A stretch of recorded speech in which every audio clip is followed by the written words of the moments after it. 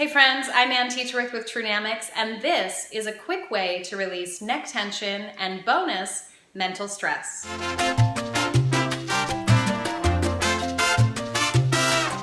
So let's see what we can do.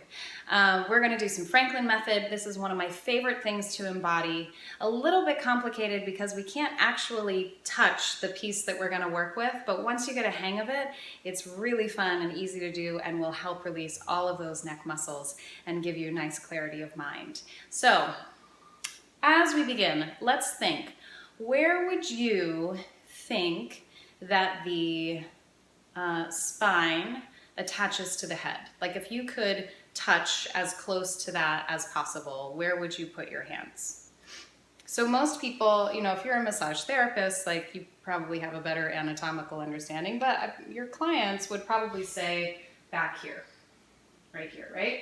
Like we sort of have this hinge type mental image and embodiment of how the head attaches to the spine. So we think that the spine, it just comes up, and right here there's a nice little hinge, and that's how it sits, right? And you can see, if we actually were to do that, it sort of contributes to that head forward posture, or when we're in the head forward posture, we would sort of experience that like that's the angle, or that's the area where that pivot would be. But is this accurate and is it helpful? So what we want to do is have the most accurate and beneficial image and embodiment of the anatomy and function, because this is going to improve our function, right? So let's take a look. Where does the spine actually meet the skull? Well, I have a helper. Merry Christmas! So under here, if you can see, this is a skull, by the way. If you look under here, the base of the skull, this is gonna be, spinal cord through here. You see these things that I colored green for you. These are what are called the condyles of the cranium.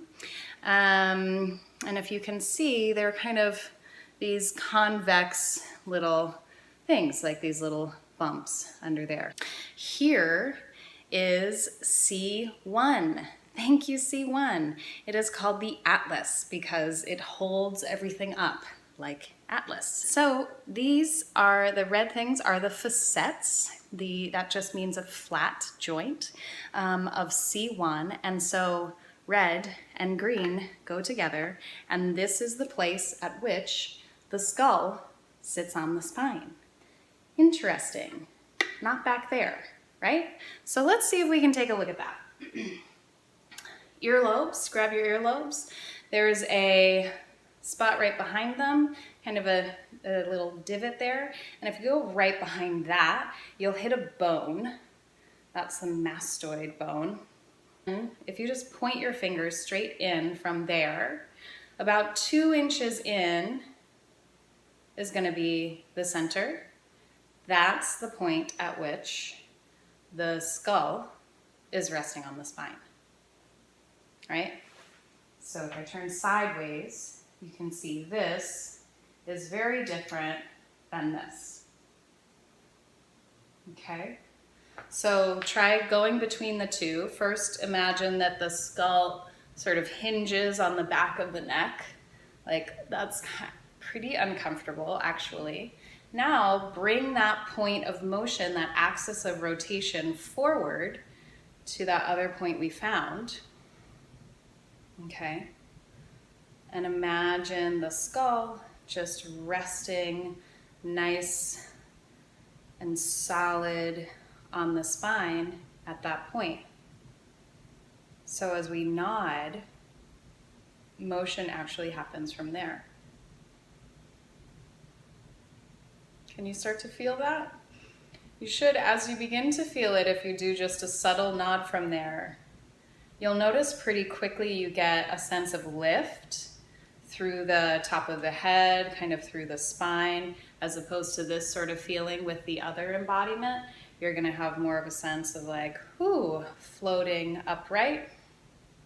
You'll also notice as you do some movement from here that the neck muscles will begin to sort of melt and relax, and you can even use some visualization to kind of help that. So let me tell you just a little bit more about what that motion looks like so you can have an even clearer picture. And like I said, this is kind of tough because we can't touch it exactly, but it's also very, if you can get a simplified version of it, it's really useful to use at any time. So you can put your hands like this. Imagine these are the condyles of the skull. So these are, your whole skull is resting right on these bottom points here. And you can imagine, like, as you nod, they're gonna do this. Yeah, so as you nod forward, they're gonna kind of rock backward. And as you go back, they're gonna go forward. So if you hold your hands and do the motion, you may be able to feel it better. So you can get a nice sense of that gliding. And then let's imagine the facet joint that's underneath it. So what are they moving in? Well, there's this nice, perfectly shaped little cup that's underneath holding the condyles, and they're just gliding in that facet. So can you, as you nod, can you see that? Can you feel that and experience that happening? So let's try it again. So we'll nod. You can picture that joint space maybe being nice and oily, flowing, free movement. And you don't have to do a big movement. It's better to sort of do a smaller movement and really embody that.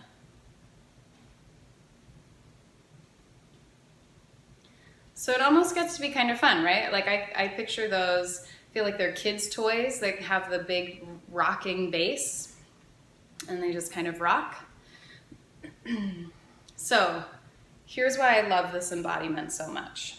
One, just putting your attention and awareness right in that joint space shifts that tension and embodiment pattern from the hinge thing to this more centralized, like your central axis actually moves right through this point. So you're immediately, if you put your attention and awareness there, you're gonna immediately get more of a sense of being upright, your weight might shift a bit more, shoulders will fall more easily over the pelvis. So it's this very key point that can help bring a sense of lift and tensegrity and structural integrity.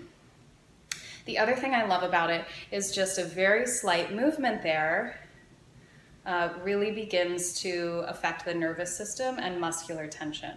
So I